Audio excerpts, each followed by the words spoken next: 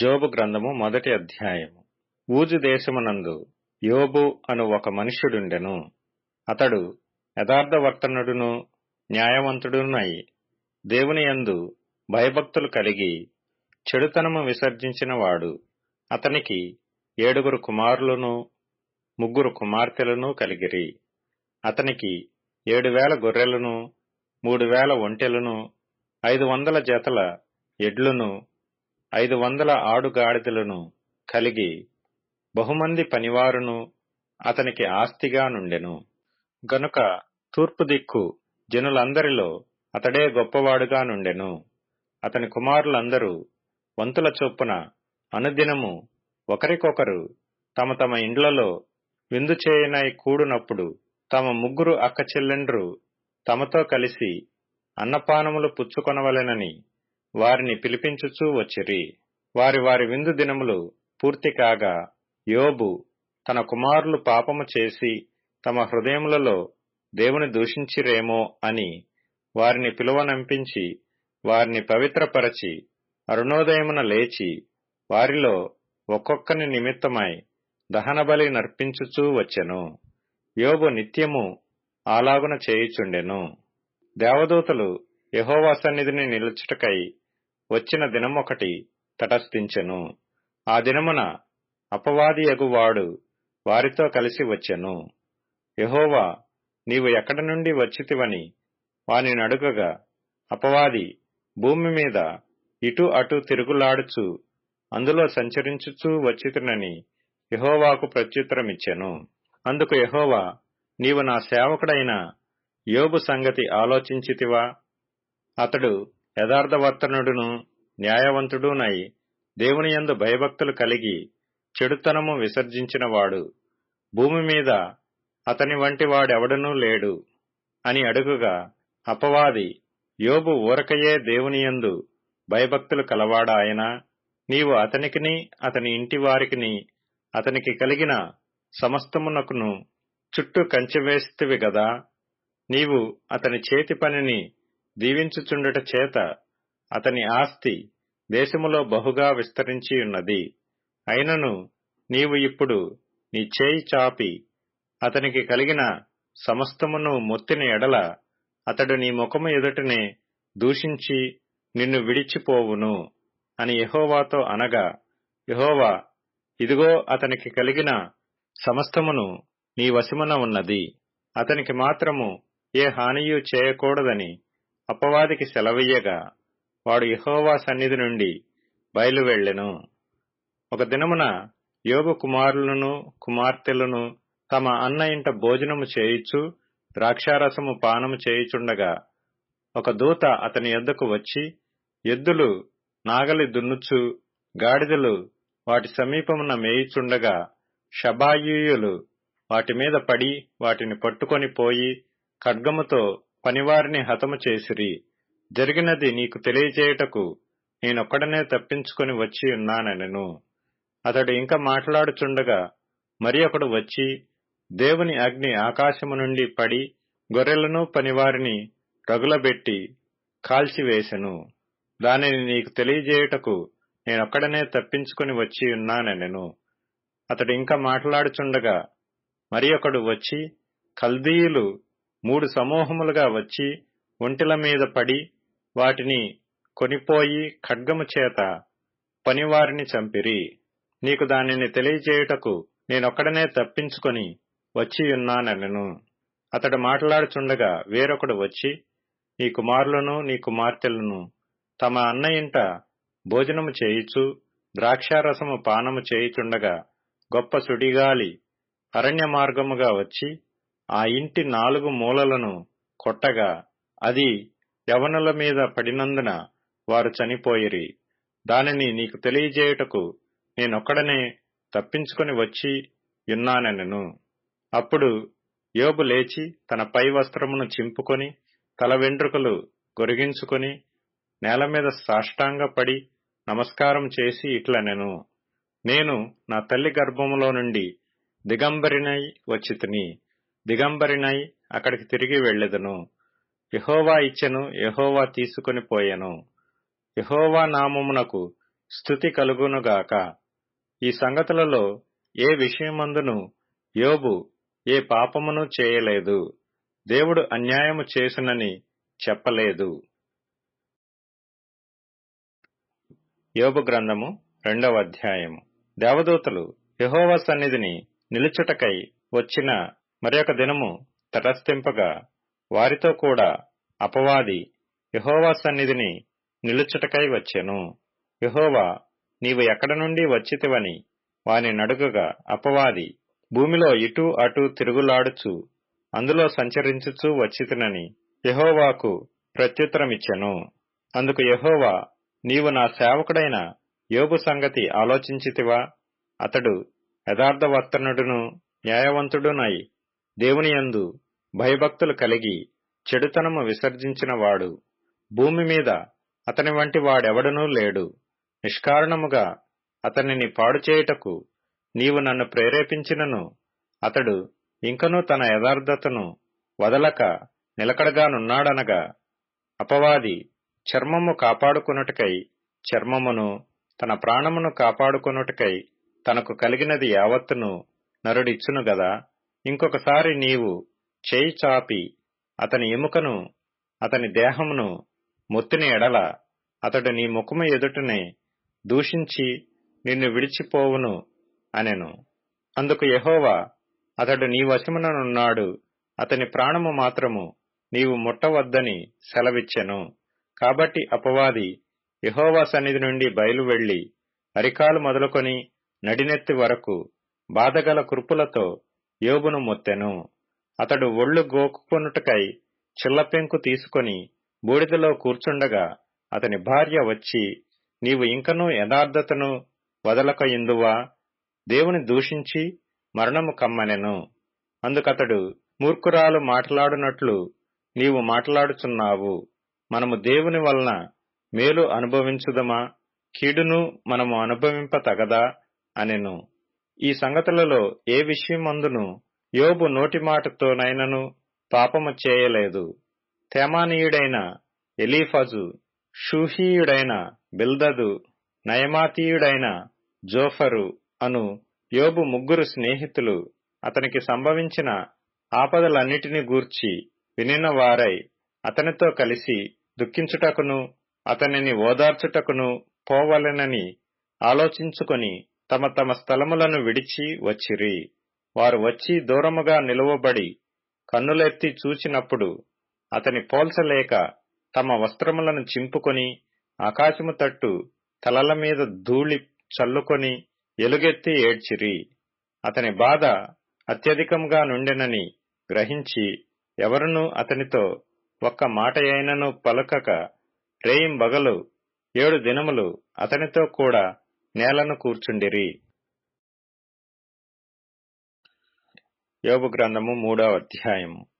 ఆ తరువాత యోబు మాటలాడ మొదలుపెట్టి తాను పుట్టిన దినమును శపించెను. యోబు ఈలాగు అనెను, నా తల్లి గర్భద్వారములను అది మూయనందుకును, నా నేత్రములకు అది బాధను మరుగు చేయనందుకును నేను పుట్టిన దినము లేకపోవునుగాక. మగపిల్ల పుట్టెనని ఒకడు చెప్పిన రాత్రి లేకపోవునుగాక. ఆ దినము అంధకారమగునుగాక. పైనుండి దేవుడు దానిని ఎంచకుండునుగాక. వెలుగు దాని మీద ప్రకాశింపకుండునుగాక. చీకటియు గాఢాంధకారమును మరలా దానిని తమ యొద్దకు తీసుకొనుగాక. మేఘము దాని కమ్మునుగాక. పగలును కమ్మునట్టి అంధకారమును దాని బెదరించునుగాక. అంధకారము ఆ రాత్రిని పట్టుకొనుగాక. సంవత్సరపు దినములలో నేనొక దాననని అది హర్షింపకుండునుగాక. మాసముల సంఖ్యలో అది చేరకుండునుగాక. ఆ రాత్రి ఎవడనూ జననము కాకపోవునుగాక. దానిలో ఏ ఉత్సాహ ధ్వని పుట్టకుండునుగాక. దినములు అశుభ దినములని చెప్పువారు దానిని శపించుదురుగాక. భుజంగమును రేపుటకు నేర్పుగలవారు దానిని శపించుదురుగాక. అందులో సంధ్యవేళను ప్రకాశించు నక్షత్రములకు అంధకారము కమ్మునుగాక. వెలుగు కొరకు అది ఎదురుచూడగా వెలుగు లేకపోవునుగాక. అది వేకువ కనురెప్పలను చూడకుండునుగాక. పుట్టుకలోనే నేనేల చావకపోతిని, గర్భము నుండి బయలుదేరగానే నేనేల ప్రాణము విడువకపోతిని, మోకాళ్ల మీద నన్నేల ఉంచుకొనిరి, నేనేల స్తనములను కుడిచితిని, లేని ఎడల నేనిప్పుడు పండుకొని నిమ్మళించియుందును, నేను నిద్రించియుందును, నాకు విశ్రాంతి కలిగియుండును. తమ కొరకు బీడు భూములయందు భవనములు కట్టించుకొనిన భూరాజులతోనూ మంత్రులతోనూ నేను నిద్రించి నిమ్మళించియుందును. బంగారము సంపాదించి తమ ఇండ్లను వెండితో నింపుకొనిన అధిపతులతో నిద్రించి విశ్రమించియుందును. అకాల సంభవమై కంటబడకయున్న పిండము వంటి వాడనై లేకపోయియుందును. వెలుగు చూడని బిడ్డవలే లేకపోయియుందును. అక్కడ దుర్మార్గులు ఇక శ్రమపరచరు, బలహీనులై అలసిన వారు విశ్రాంతి నొందుదురు. బంధింపబడిన వారు కార్యనియామకుల శబ్దము వినక ఏకముగా కూడి విశ్రమించుదురు. అల్పులేమి ఘనులేమి అందరూ నచ్చటనున్నారు. దాసులు తమ యజమానుల వశము నుండి తప్పించుకొని స్వతంత్రులై ఉన్నారు. దుర్దశలోనున్న వారికి వెలిగియ్యబడుట ఎలా? దుఃఖాక్రాంతులైన వారికి జీవమియ్యబడుట ఎలా? వారు మరణమునపేక్షింతురు. దాచబడిన ధనము కొరకైనట్టు దానిని కనుగొనటకై వారు లోతుగా త్రవ్వుచున్నారు గాని అది వారికి దొరకకయున్నది. సమాధికి చేరినప్పుడు వారు హర్షించి బహుగా సంతోషించెదరు. మరుగుపడిన మార్గము గలవానికిని, దేవుడు చుట్టూ కంచెవేసిన వానికిని వెలుగు ఇయ్యబడనేలా? భోజనమునకు మారుగా నాకు నిట్టూర్పు కలుగుచున్నది. నా మొరలు నీళ్లవలే ప్రవహించుచున్నవి. ఏది వచ్చునని నేను బహుగా భయపడితినో అదియే నాకు సంభవించుచున్నది. నాకు భీతి పుట్టించినదే నా మీదికి వచ్చుచున్నది. నాకు నెమ్మది లేదు, సుఖము లేదు, విశ్రాంతి లేదు, శ్రమయే సంభవించుచున్నది. యోబు గ్రంథము 4వ అధ్యాయము. దానికి తేమానీయుడైన ఎలీఫజు ఇలాగు ప్రత్యుత్తరమిచ్చెను. ఎవడైనా ఈ సంగతి ఎత్తి నీతో మాటలాడిన ఎడల నీకు వ్యసనము కలుగునా? అయితే వాదింపక ఎవడు ఊరుకొనగలడు? అనేకులకు నీవు బుద్ధి నేర్పిన వాడవు, బలహీనమైన చేతులను బలపరిచిన వాడవు. నీ మాటలు తొట్రిల్లు వానిని ఆదుకొనియుండెను. కృంగిపోయిన మోకాళ్లు గలవానిని నీవు బలపరిచితివి. అయితే ఇప్పుడు శ్రమ నీకు కలుగగా నీవు దుఃఖాక్రాంతుడవైతివి.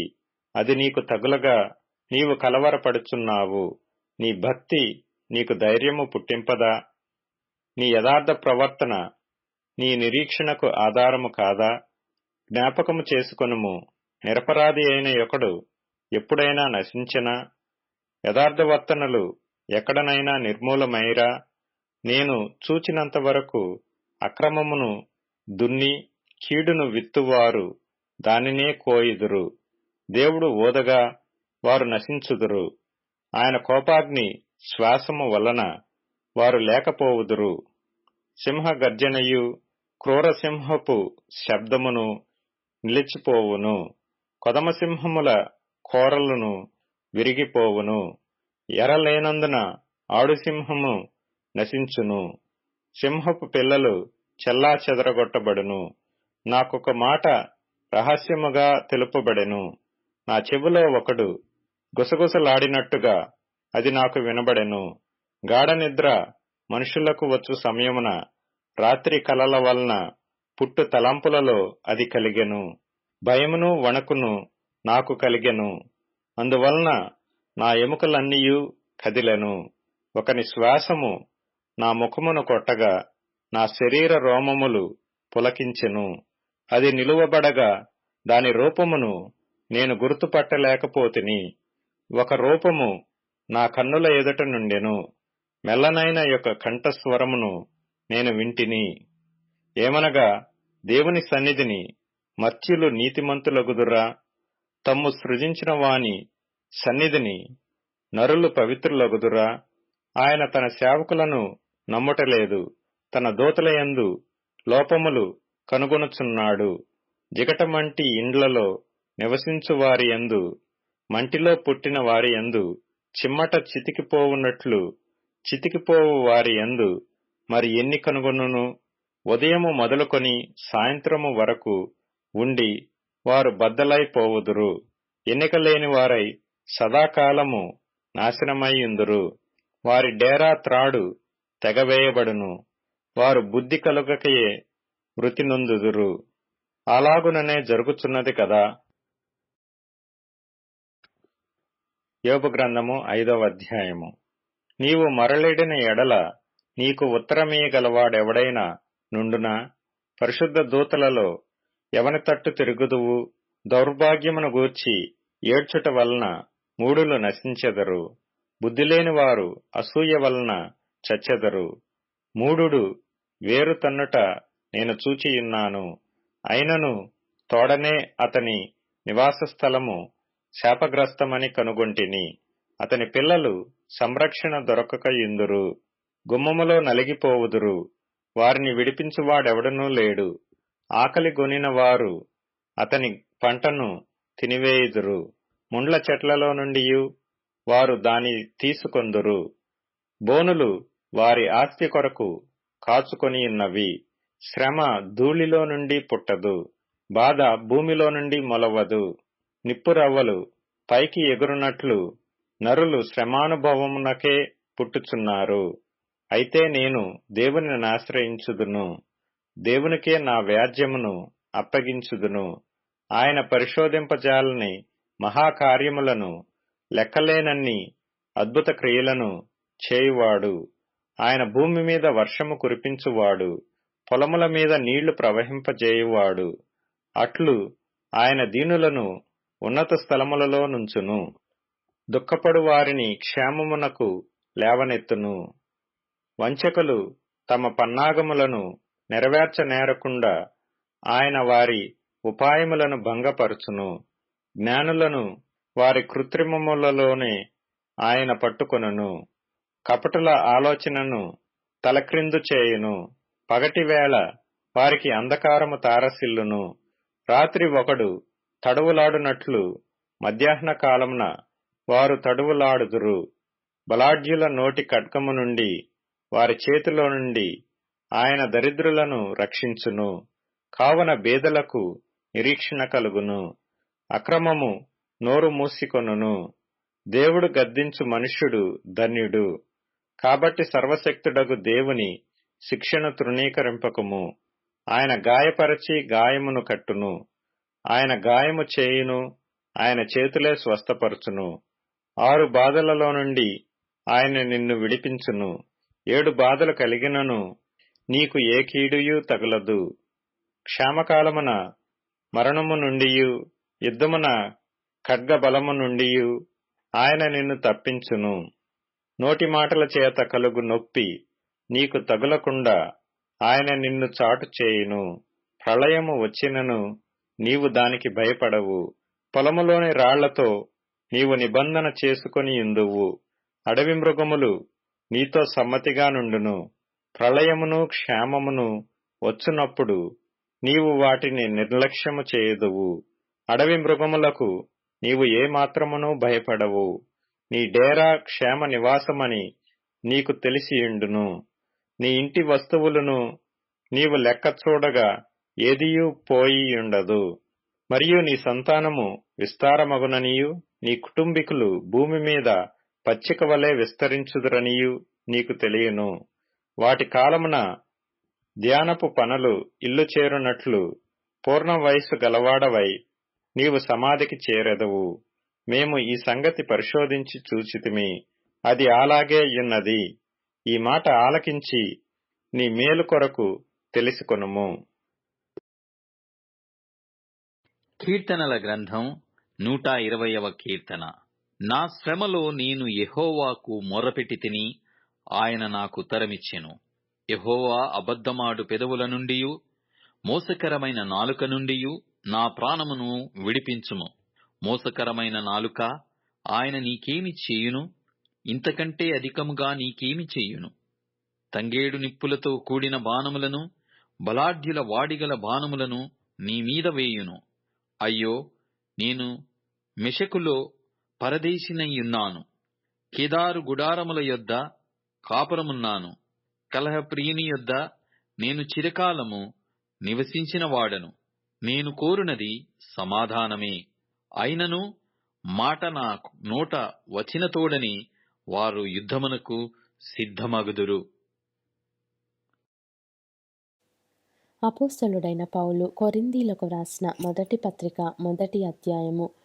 దేవుని చిత్తము వలన యేసుక్రీస్తు యొక్క అపోస్తలుడుగా నుండుటకు పిలువబడిన పౌలును, సహోదరుడైన సొస్తెనేసును కొరింథులోనున్న దేవుని సంఘమునకు, అనగా క్రీస్తు యేసునందు పరిశుద్ధపరచబడిన వారై పరిశుద్ధులుగా ఉండుటకు పిలువబడిన వారికిని మనకును ప్రభువుగా ఉన్న ప్రభువైన యేసుక్రీస్తు నామమున ప్రతి స్థలములో ప్రార్థించు వారికందరికీ శుభమని చెప్పి వ్రాయునది.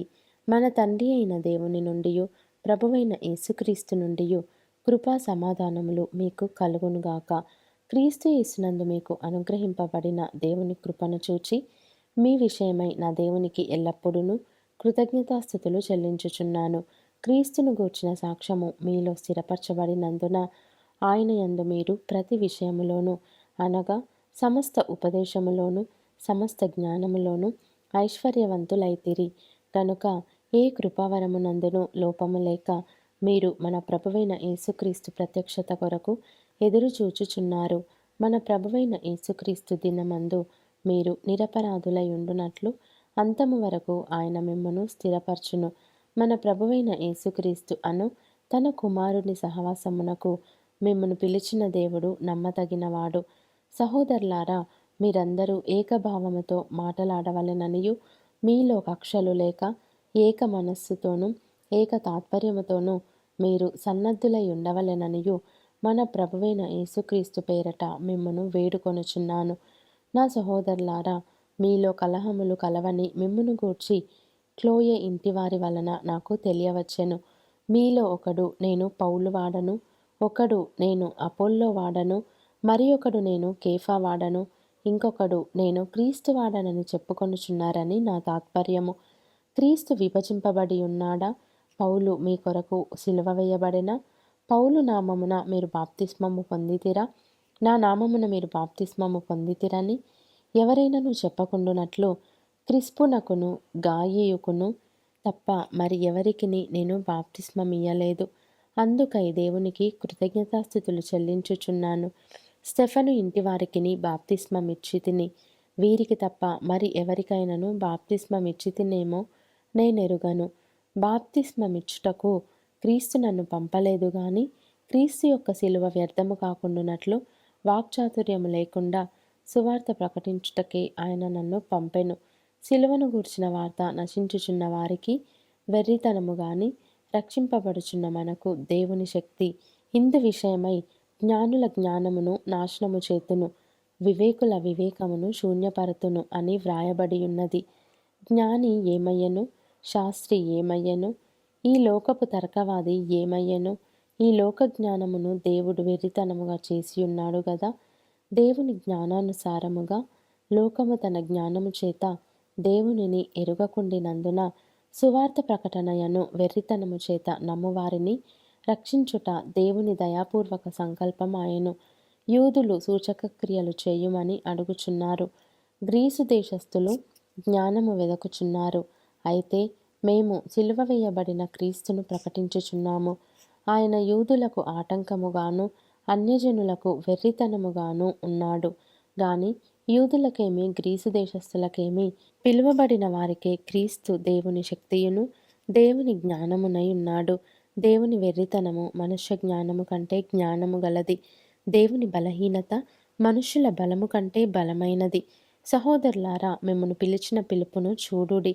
మీలో లోకరీతిని జ్ఞానులైనను ఘనులైనను గొప్ప వంశము వారైనను అనేకులు పిలువబడలేదు గాని ఏ శరీరియు దేవుని ఎదుట అతిశయింపకుండునట్లు జ్ఞానులను సిగ్గుపరచుటకు లోకములో నుండి వెర్రి వారిని దేవుడు ఏర్పరచుకొని ఉన్నాడు.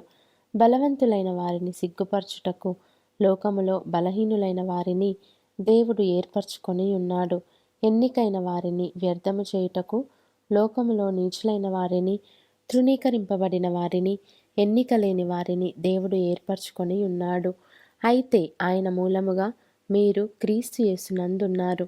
అతిశయించువాడు ప్రభువునందే అతిశయింపవలెను అని వ్రాయబడినది నెరవేరునట్లు దేవుని మూలముగా ఆయన మనకు జ్ఞానమును, నీతియు, పరిశుద్ధతయు, విమోచనము నాయెను.